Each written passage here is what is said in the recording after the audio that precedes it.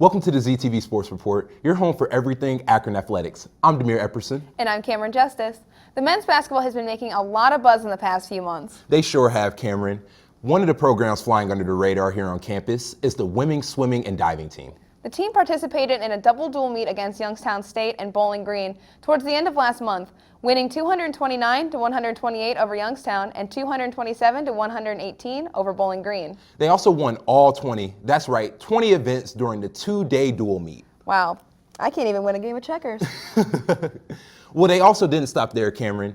The team also broke a pair of Mid-American Conference records in the 400 medley relay at a time of 3 minutes and 35 seconds, along with the 100 back leg of the relay at an amazing 52 seconds, along with a number of other school records. We sat down with the head coach of the swimming and diving team, Brian Peresie, and talked about his 4-year reign at Akron, along with the upcoming MAC tournament and NCAA championships. Let's take a look.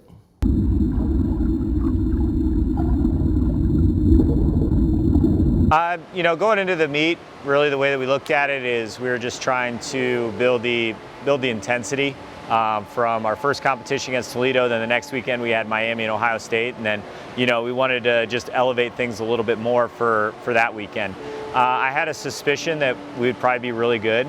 I didn't know we were going to be as good as we were. I was really surprised with some of the performances, but at the same time, I wasn't surprised because I kind of had a hunch that we were capable of doing some of those things.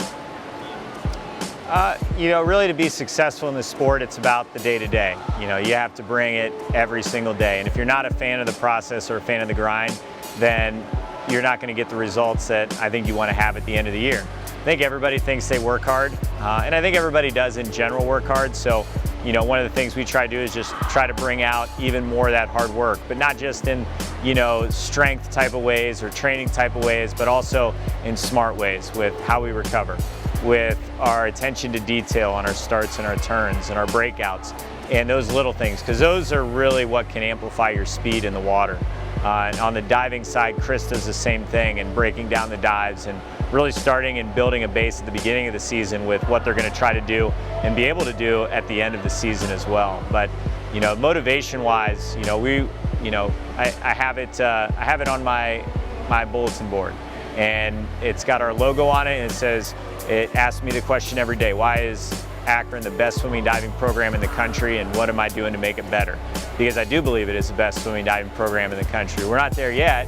We're 28th right now with our collegeswimming.com rankings, but we want to move up, and hopefully we can finish in the top 25 this year. I think that would be a huge milestone for the program.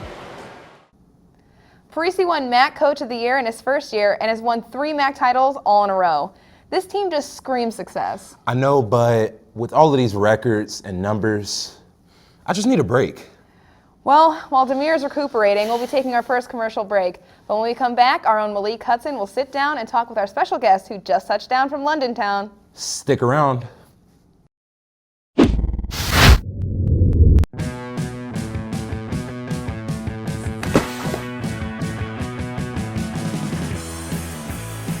Raindrop, drop top, and low down we wear crop tops.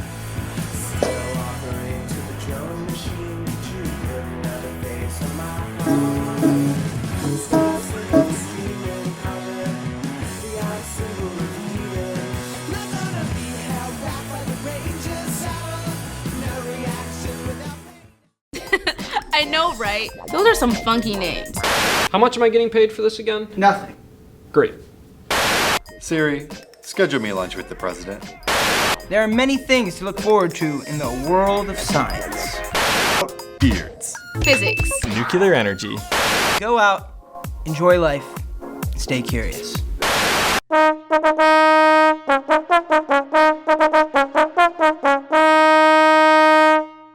The sun. You're watching ZTV. Hey everybody, I'm Malik Hudson, and I'm here with Lucy Bryan from the University of Akron women's track team. Okay, Lucy, where are you from? I'm from Bristol in England. All right, where is that? Because the only city I know in England is London. So it's 2 hours west of London. So in England, that's quite far, but here, I think that's really close. Yeah, 2 hours is a normal ride here. So what events do you do in track? I just do one, pole vault. Oh, wow. How do you like it? It's good, it's hard. The training's hard. Probably not as hard as it is for you, being a multi-eventer, but it's good. So if you weren't pole vaulting, what other events would you be doing? Long jump. Long jump. Yeah, those two actually correlate with each other Yeah. really well. Like takeoff, that lead leg, all that. Yeah, I'll leave the hurdles for another day. All right, if you weren't doing track, what other sports would you do? Oh, probably swimming. I used to swim before I did track, and I gave it up to do track, so I'll probably go back to that. So what's the difference between track in England and track here? It's taken much more seriously here. Like it's an actual sport. People go and watch it. In England, people don't go and watch track and field. It's all about rugby, soccer. Whereas here, I feel like it's much more important, which is cool. You compete with an actual crowd, which I like. But back home, you don't get that at all. Well, that's it for our interview here with Lucy Bryant. Thanks for coming. Thank you for having me. Now back to Cami and Demir at the desk. You know, Cameron, the women's basketball team have recently been struggling on the court. You said it, Demir. The team lost their 2 away games early in the month against Bowling Green and Miami, Ohio, 86-50 and 54-49. Yeah, hopefully they can turn it around with their 2 games, Kent State and Toledo. Check out these highlights.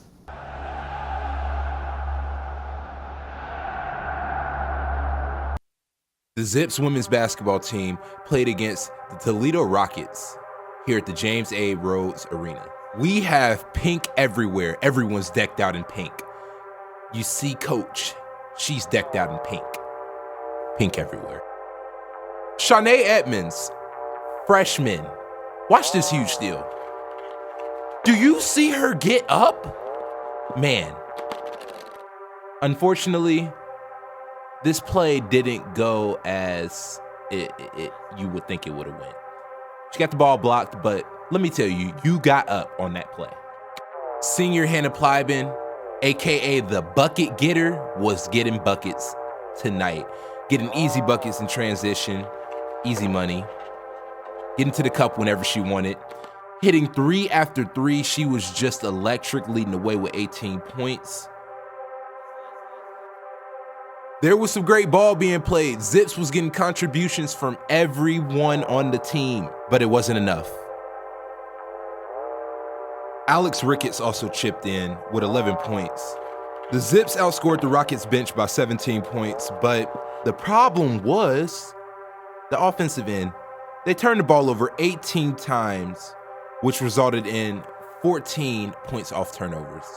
Can't do that. You just can't do that. Unfortunately, the Zips failed to score in the final seconds of regulation and fell by a final score of 61-57. Toledo Rockets win. Senior Hannah Plyben led the way with a team high of 18 points.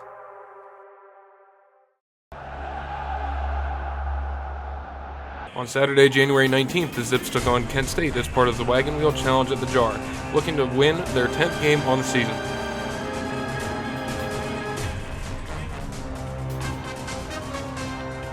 First quarter, and Allie Ball collects the board and gets the easy layup off the Plyben miss. Those were 2 of her 5 points on the night. Coming off the pick and roll now, and Shanae Edmonds, the freshman, gets the bucket over the defender's hand. Although she didn't have the best stats that night, she was a shining star in this game for the Zips, doing all the little things to help create plays. The Zips now moving the ball around nicely, and bang bang! Hannah Plyben drains the 3 ball and the foul, setting up a chance at the classic 4-point play. And she makes the free throw, getting herself the 4 points. Later on, as DJ Khaled would say, Plyben hits another one from downtown. Second quarter now, and the Zips were going inside as Greta Burry gets the easy lay-in. Alex Ricketts also hopped on the scoring train with this beautiful drive and lay-in. However, We missed Hannah Plyman, so let's show some more here as she buries the three. She was the biggest star for the Zips tonight as she had 24 points, while the next leading scorers only had 6. Plyman again gets the and one on this drive and would convert.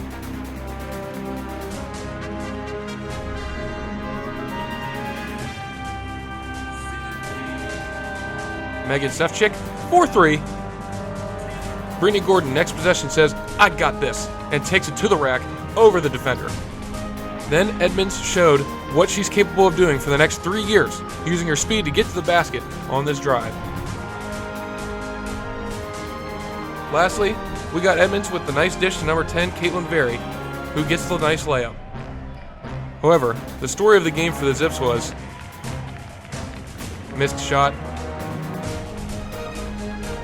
after layup, after missed shot.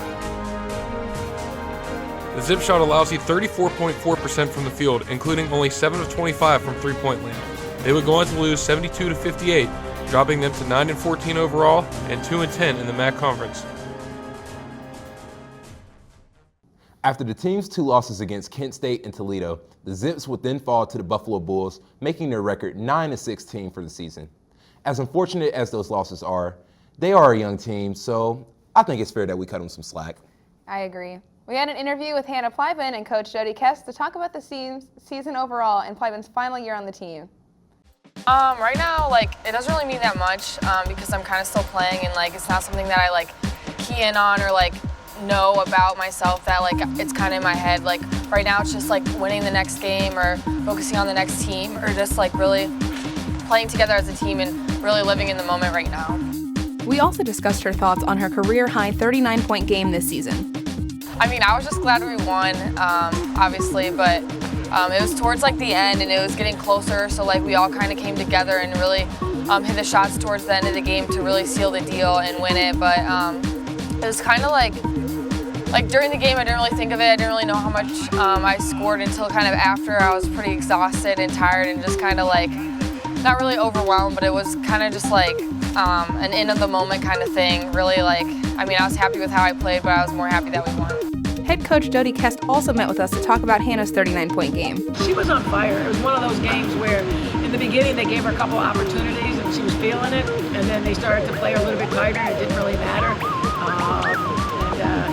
It was fun to watch, and we really needed all 39 to beat Canisius at their place. So, and the team knew that she was getting hot, and everybody wanted to feed her the ball and wanted to have an opportunity to try to break the school record. And even though at the time we had no idea, I had no idea she had 39. I just knew that she was hot, and we wanted to get her the ball, and her teammates wanted to make sure that they did everything they could to get her the ball. Hannah also talked with us about her young team. Definitely when I was younger, freshman year, I played with a lot of seniors, and I feel like that's kind of how it is now. There's a lot of young kids and playing with 2 seniors, and I feel like I hope to have taught them how to work hard and really even though we haven't been winning a lot of games, really to fight through, do what the coaches are telling you, trusting the coaches, and I hope that I could have been a good role model with how hard I run, how hard I work, just really trusting the game and really trusting your work ethic and really focusing on what you need to do to become a better team player. And what does Hannah hope to leave as her legacy here at Akron as she departs her senior year? As I leave Akron, I hope to leave and just be known as a hard worker and someone who always wants to win. And I think what Akron has definitely left with me is friendships. They've definitely left with me how to work harder, with coach being more strict and you have to be everywhere on time, you have to do this, do that. If you do something and get punished, it will make me a better person, and I won't be late for interview, I won't be late for work, I won't be late for meetings. It really will transition over into the workforce and into the real world. And really just friendships and teammates that I'll have forever. Hey everyone, and welcome to a new semester of Lights, Camera, Akron. I'm Brooke McIvergan. And I'm Matt Barnhart, and we will be your hosts for this semester. Our team of reporters will be bringing you the latest and greatest stories on and off campus all semester long. Join us every day at 7, 11:30 a.m. and 3:30 and 8 p.m. on channel 45-1. You can also check us out on our social media. We look forward to spending the semester with you. Right here on Lights, Camera, Akron, only on ZTV. I still dabbed. She lied.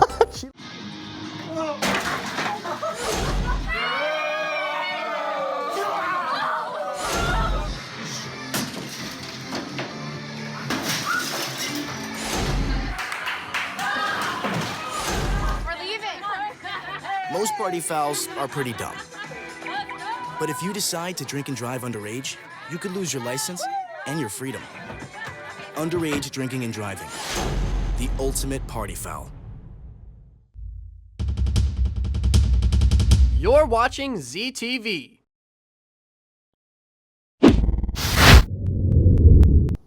Welcome back to the ZTV Sports Report. And would you look who came crawling back? Everyone, give it up for Daniel Cermak. Yeah, every time I try to leave, I just find myself coming back. There's always a hole in my heart when I'm not on the ZTV Sports Report. I did. I appreciate that, Daniel.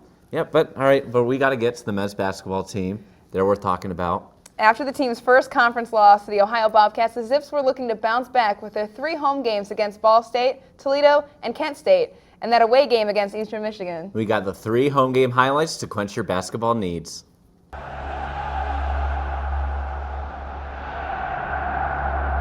The Zips men's basketball team was back at the Jar on February 7th to host the Ball State Cardinals. The Zips were wearing their purple uniforms, as well as held a ceremony prior to the start of the game to help raise awareness for pancreatic cancer, as well as honor former president of basketball operations for the University of Akron, Dan Peters. The game starts with a great ball movement as Cheatham gets the ball to Antono Jackson, who turns around and gives it to Ivy in the corner, who finds a driving lane and takes it to the hoop. Then Daniel Utomi drives to the basket but falls short, but Olajupoki covers him with the putback.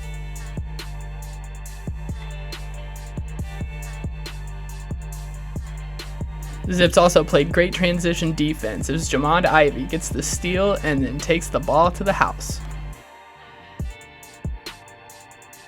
And then Big Dog does what Big Dog does best. And Jamond Ivy says, "If you won't guard me, then I'll take this shot all day." The Zips would enter halftime with a 30-28 lead. After halftime, Big Dog came out and did again what Big Dog does best. I think you should really keep an eye on this guy towards the end of the game, no pun intended. The Zips also turned defense into transition offense as Daniel Utomi was able to find Antono Jackson for the easy bucket on the other end of the court.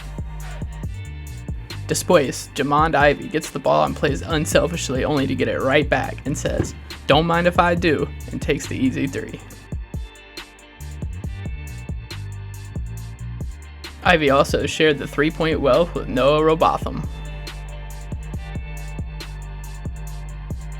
And just after that, Antono Jackson throws up the alley-oop for another Olajupoki jam. Quan Cheatham gets the ball to Big Dog Isaiah Johnson in the post, and again, he does what he does best, only a little too well, and commits the foul. Fast forward to 2.3 seconds left on the clock, the game tied at 63 apiece, and the tension inside the Jar was heavier than it had been all game.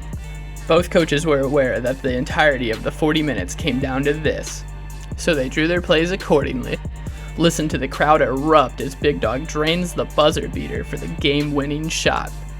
The Big Dog doesn't feel nervous, and the Big Dog doesn't feel fear, but the Big Dog does feel hunger, and the Big Dog must eat.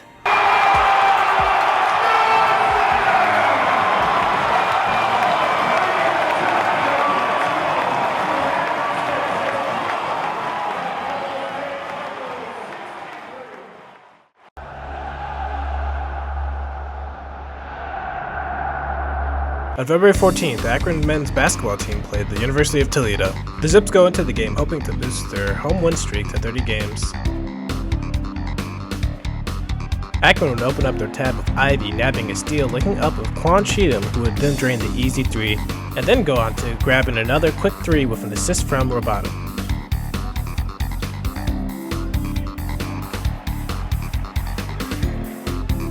The Rockets would lead the game in the first half thanks to the shooting of Stanford, Nagato, and the muscle from Taylor.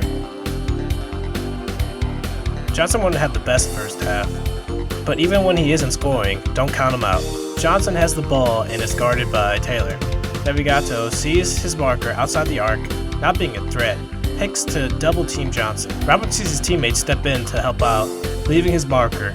Robert now has to switch over to cover his teammate, resulting in Williams also switching over to cover him, opening up the runway for Jackson, who would continue to do work in the first half. The Rockets would still maintain their lead at the end of the first half, 37-33. But it would all be downhill for the Zips after a foul and one attempt for Johnson,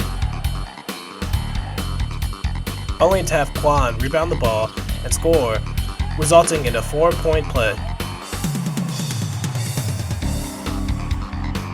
The Rockets wouldn't be able to hold on to the lead, falling to the Zips 71-65. Quan Channing ending the game with a double-double, 21 points and 10 rebounds. Coach Jambrock gives his thoughts on Cheatham throughout the season and the game. There's guys that deserve to be successful. This guy deserves to be successful. He's put more time in 95% of the guys we've ever had here. He's religiously in the gym before practice.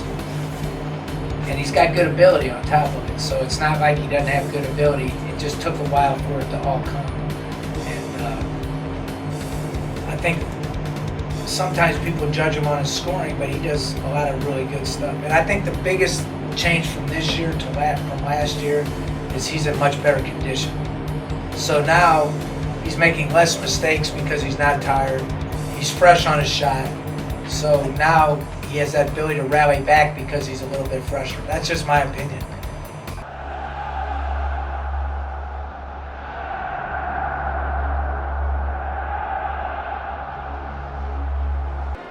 A close game for the Akron Zips and the Kent State Golden Flashes took place on Friday night. Akron was holding a 30-game winning streak. Not only that, but they were taking on their rivals for the Crystal Clinic Wagon Wheel Challenge. The James A. Rhodes Arena was sold out and packed with both eager Akron fans and Kent fans. The game started out in Akron's favor as the Zips won the jump ball, allowing the Zips to get their first points of the game. But Kent quickly responded with a 3-point shot. At the beginning of the game, Kent led with a 6-4 lead, but Akron quickly came back, leading the game in points for the majority of the game. That's not to say the game wasn't close, though. Akron might have been ahead, but only by 1 or 2 points for the majority of the game. When the half ended, Akron led 36-31. And when the second half resumed, the back and forth, nail-biting close scores started all over again. Akron had some great opportunities, sending the crowd wild. You can see there's dunks, three-pointers, and even some great plays down in the paint. But where Akron had good shots, so did Kent. 3-point shots? Well, they seemed to be Kent's specialty. The energy was high for both teams. Kent and Akron seemed to both be working hard to get the win. But there was only one team that could have it at the end. With 23 seconds left in the game, Akron was behind 64-65. Possible to come back, right? Well, the Zips were forced to foul, putting Kent on the free throw line, allowing them to pull ahead and win the game. A close game that Akron unfortunately couldn't get the W for, ending their 30-game winning streak. The Zips would only manage 3 wins out of the 4 games.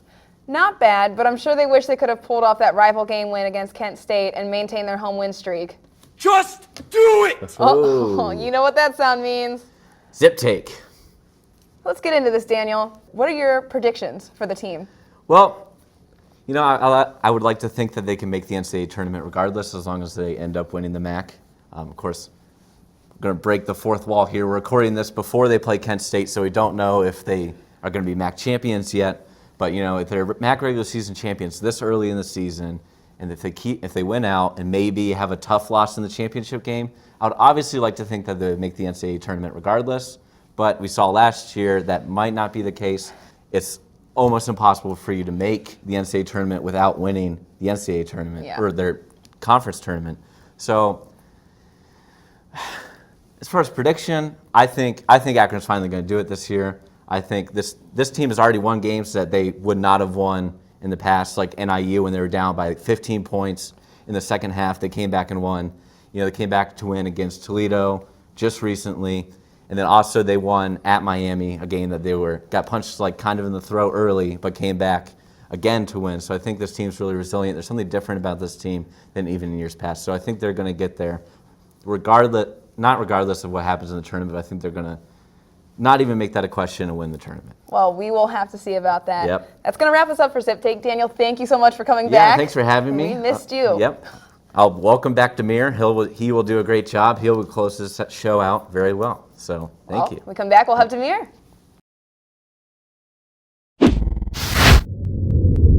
Well, that wraps it up for us on this edition of the ZTV Sports Report. Make sure to check us out on social media at ZTV Sports on Twitter, Facebook, and YouTube to keep you updated on all your favorite Zips team and sports report stories. From everyone here, thank you for tuning in to the ZTV Sports Report, your home for everything Akron Zips athletics. From both of us here, signing off.